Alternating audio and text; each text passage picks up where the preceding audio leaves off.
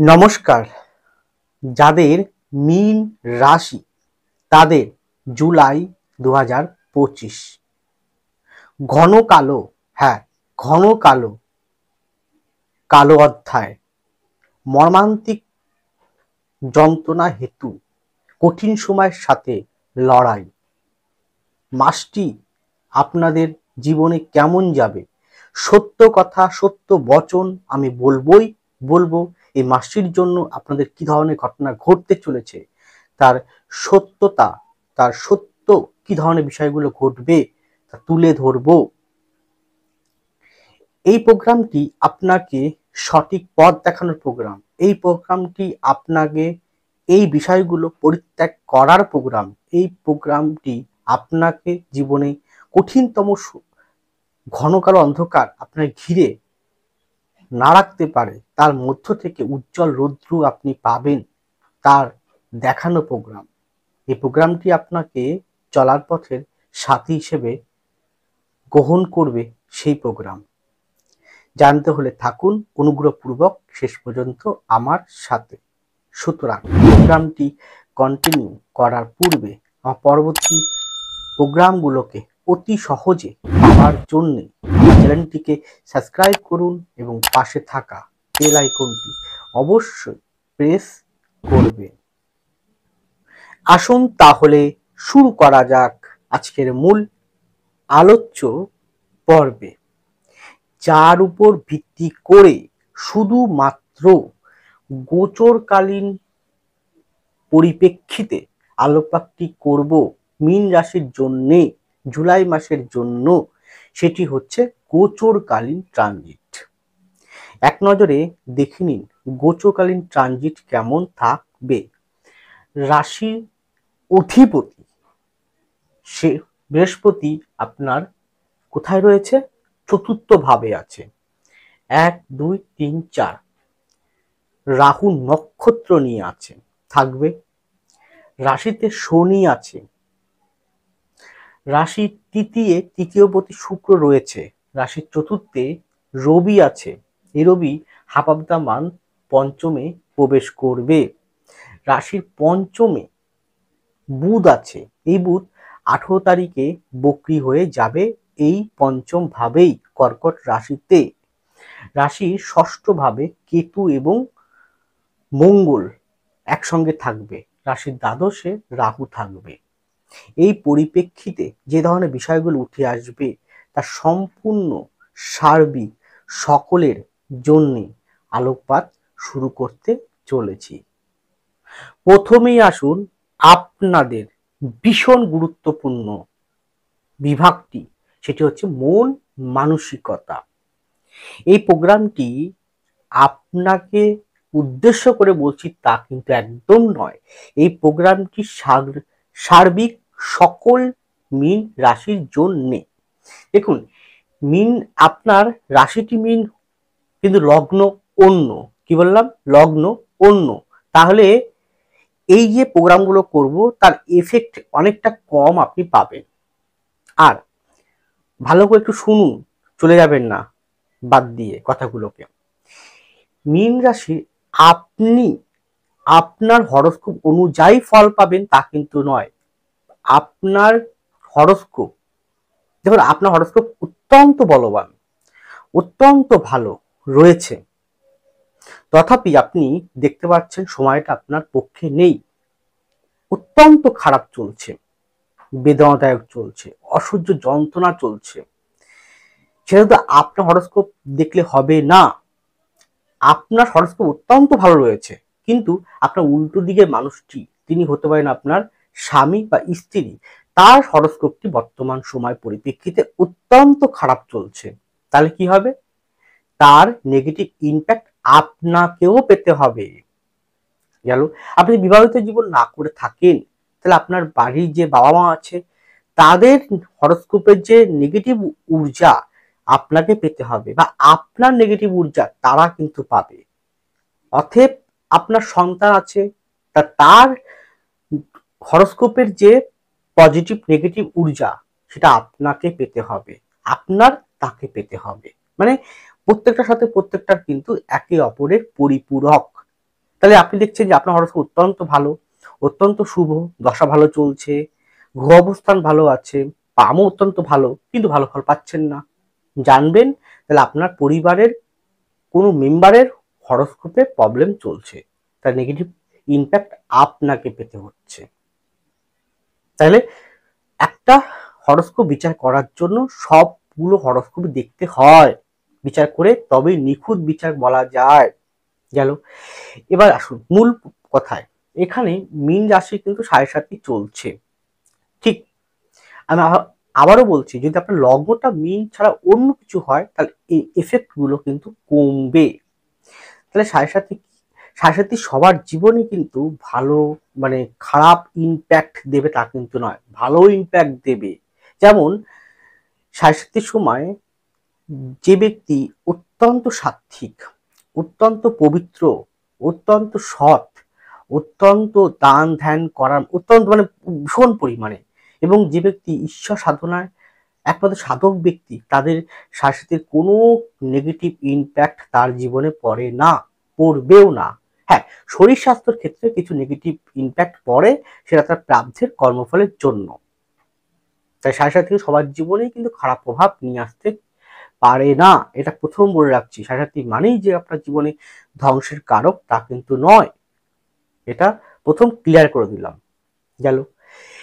তাহলে আপনি কি করতে, এই যে 2.5 বছর, আরো 2.5 বছর, 5 বছর আপনার বিগত 2.5 বছর পার করে এসেছেন, আরো 2.5 বছর চলছে, শনি আপনার রাশিতে আছে, তাহলে এই পর্যায়টা বেশি পরিমাণে, তাহলে আপনার এই সময়টা 2.5 বছরটা অত্যন্ত সৎ থাকতে হবে, অত্যন্ত পবিত্র থাকতে হবে, অত্যন্ত মানুষের জন্য ভালো চেতে হবে, ভালো কর্ম করতে হবে। যদি করতে পারেন তাহলে কিন্তু আপনি 7.5 নেগেটিভ ইম্প্যাক্ট আপনার জীবনে পড়বেই না, এটা আমি গ্যারান্টি অন সোশ্যাল মিডিয়ায় বললাম, লিখে নিতে পারেন কথাটি, পারলে এই কথাটি সেভ করে নিন, এই কথাটি পারলে আপনি রেকর্ড করে নিন, আমি বলেছি। হ্যাঁ, এবার আসুন এই মিনের কি হবে মন মানসিকতার ক্ষেত্রে, যে রাশিপতি বৃহস্পতি সে রাহুর নক্ষত্র নিয়ে আছে, বৃহস্পতির উপরে রাহু একটা দৃষ্টি পড়ছে, আবার এদিক থেকে রাহু বৃহস্পতি নক্ষত্রে আছে, তাহলে কি হলো, রাহু বৃহস্পতির মধ্যে কিন্তু নক্ষত্র একটা চেঞ্জিং আছে। শনি যে আপনার রাশিতে উপস্থিত রয়েছে সে স্লো হচ্ছে, এবং সে এই মাসের মাঝামাঝি পর সে বক্রী হয়ে যাবে। গেল। এবং চতুর্থ ভাবের যে অধিপতি বুধ, সে পঞ্চমে আছে, কিন্তু বুধও 18 তারিখে বক্রী হয়ে যাবে। তাহলে এই পরিস্থিতিতে আপনার মানুষ সব থেকে বেশি হিট করবে, যেটা কাল অধ্যায় নিয়ে আসবে, সেটা হচ্ছে আপনার মন মানসিকতায়। কারণ মঙ্গল যে দ্বিতীয় এবং আপনার ধ্যান থেকে নবমপতি, দ্বিতীয় ও নবমপতি, সে মঙ্গল কেতুযুক্ত অবস্থায় রয়েছে, সেই মঙ্গল অষ্টম দৃষ্টি আপনার রাশিতে শনির উপরে পড়ছে। তাহলে কালো ঘন অন্ধকারচ্ছন্ন একটা নেগেটিভ বাতাবরণ আপনার জীবনে নিয়ে আসবে। তাহলে কি হবে, এই নিয়ে আসলেও আপনি এর মধ্য থেকেও লড়াই করার মতন সাহস পরাক্রম আপনাকে তৈরি করতে হবে। কিভাবে? আপনাকে সংযম হতে হবে। কোন দিকে সংযম, কোন দিকে আপনাকে কন্ট্রোল করতে হবে, সেই বিষয়গুলো এবার এক এক করে জানুন। যেহেতু আপনাদের দ্বিতীয় পতি কে মঙ্গল কেতুযুক্ত রাহুদৃষ্ট, এই মঙ্গল শনিকে দৃষ্ট, তাই তো বুধ থেকেও আমরা কথাবার্তা দেখি, সে বুধ নিজে বকরি হয়ে যাবে। তাহলে এই জায়গায় দাঁড়িয়ে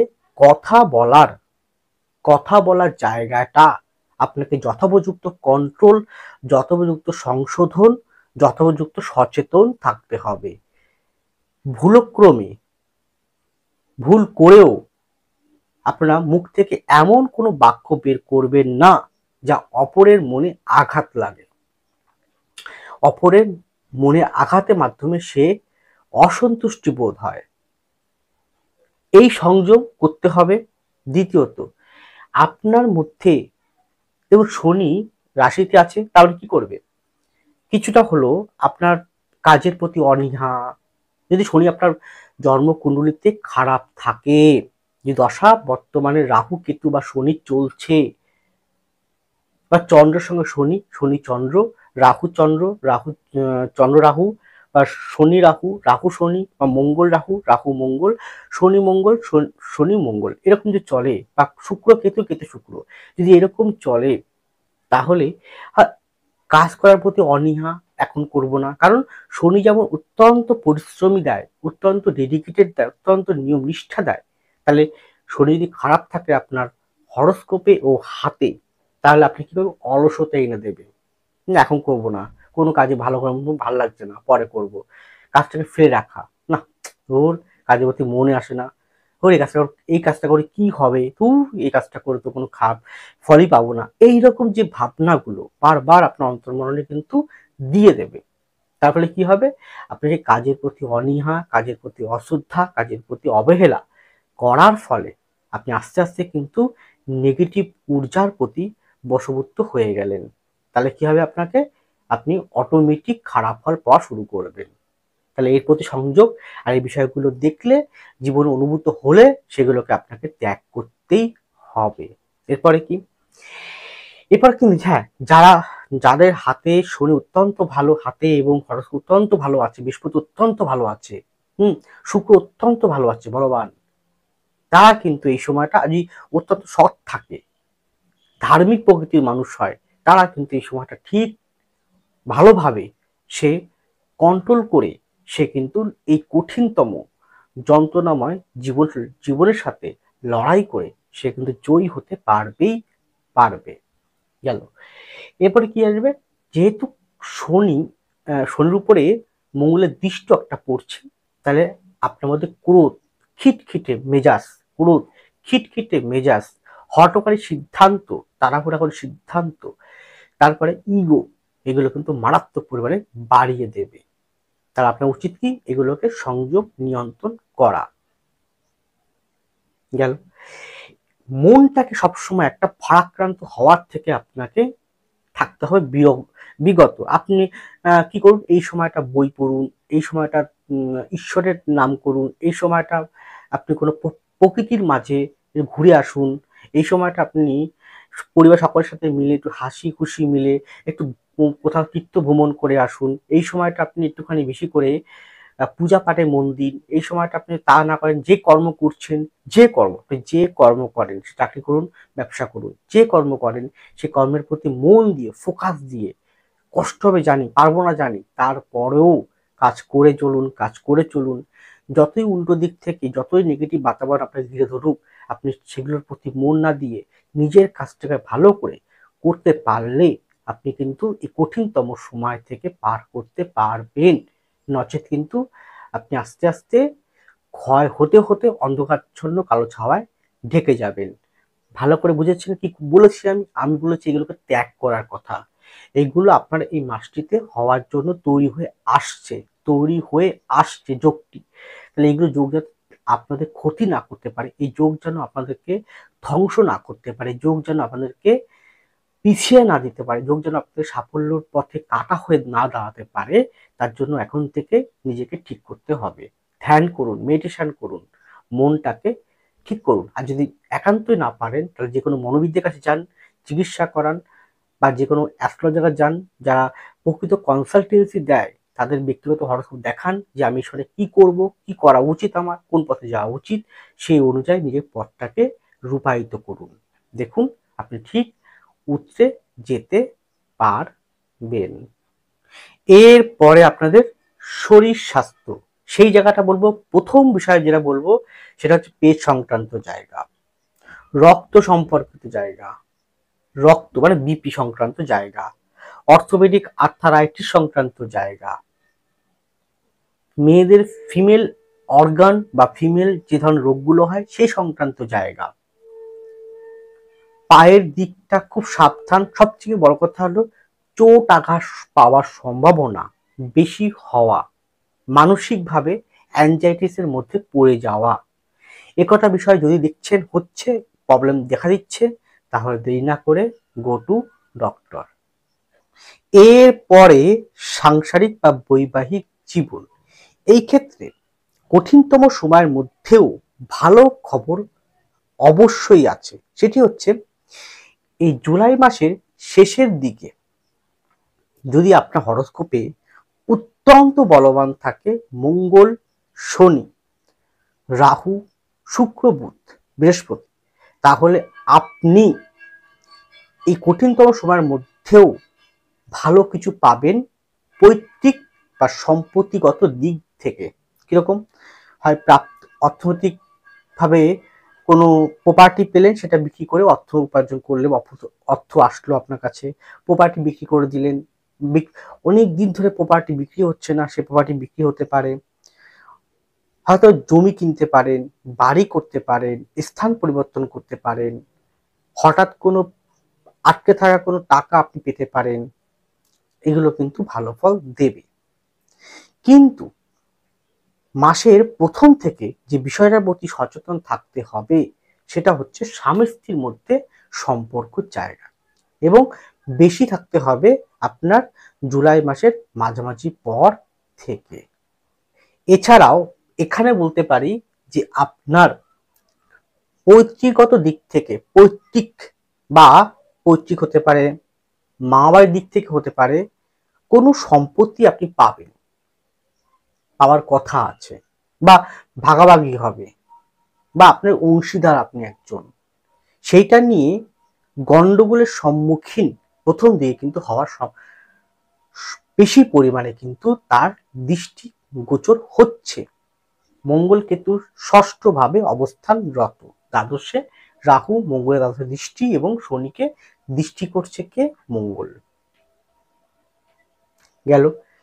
এবার এখানে কিন্তু শত্রুর সংখ্যা, ঈর্ষাপরায়ণ ব্যক্তির সংখ্যা একটু বেশি পরিমাণে কিন্তু বাড়বে। কিন্তু এখানে এটা ঠিক যে মাসের প্রথম দিকটা কিন্তু ভ্রমণ করতে পারবেন, ভ্রমণ যোগ দেবে। এছাড়াও আপনি অনেক বেশি দায়িত্ব, অনেক বেশি কর্তব্য, অনেক বেশি পরিবারের সুখ শান্তি ফিরিয়ে আনার জন্য যে ধরনের পদক্ষেপ নেওয়া প্রয়োজন সেটা কিন্তু শনি বৃহস্পতি আপনাকে দেওয়ার চেষ্টা করবে, দায়িত্ব বাড়িয়ে দেবে।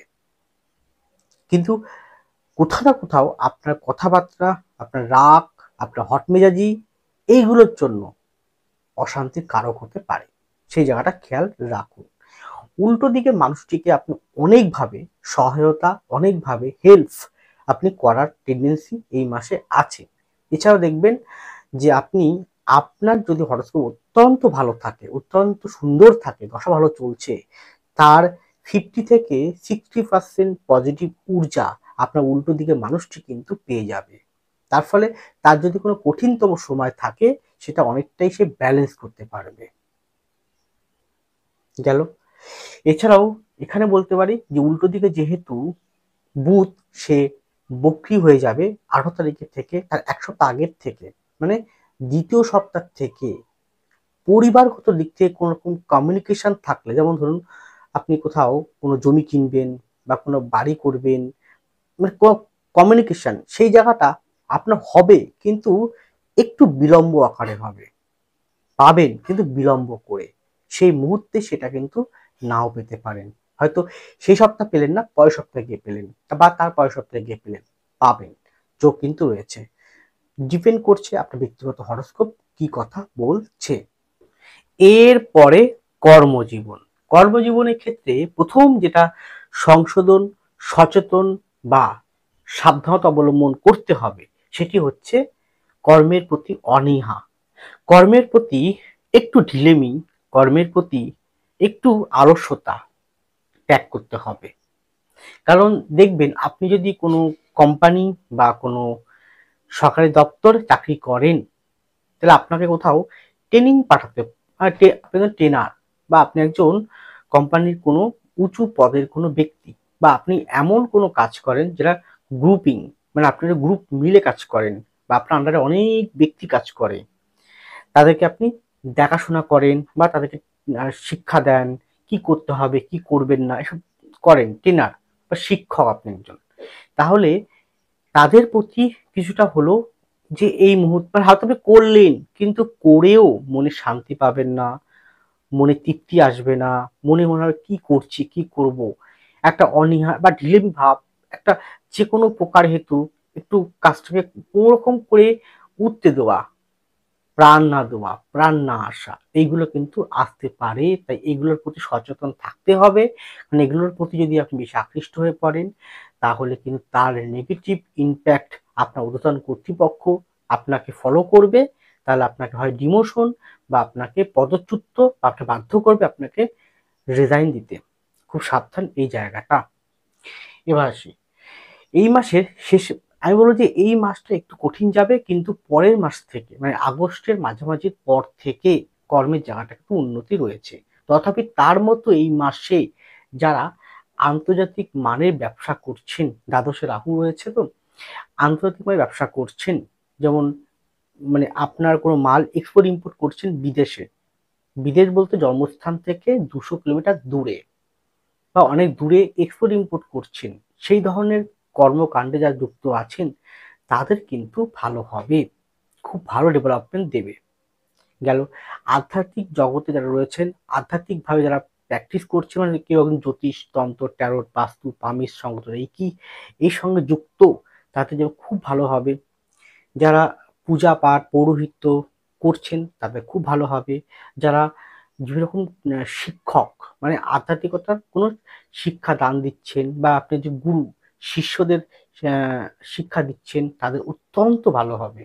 গেল এবার যারা শিক্ষা জগতের সঙ্গে যুক্ত আছেন, মানে এই সেক্টর ছাড়া অন্য সেক্টর শিক্ষক শিক্ষিকা বা যে কোনো প্রকার টিচিং লাইন, যে কোনো প্রকার শিক্ষা প্রদানকারী কোনো বিশ্ববিদ্যালয় কলেজ স্কুল প্রাইমারি স্কুল বা বেসরকারি প্রাইমারি স্কুল, সেইগুলোর ক্ষেত্রে আপনার একটু বুঝে শুনে আপনাকে কাজ করতে হবে। কোনো প্রকার বিতর্কিত বিবাদ যদি দেখেন তাহলে কিন্তু খুব সাবধান, কারণ দশমের নবমে দশমের নবমে মঙ্গল কেতু আছে, তার কর্মসংক্রান্ত বিষয় কোনো প্রকার আইনি ঝামেলা আসতে পারে, খুব সাবধান এই বিষয়ক।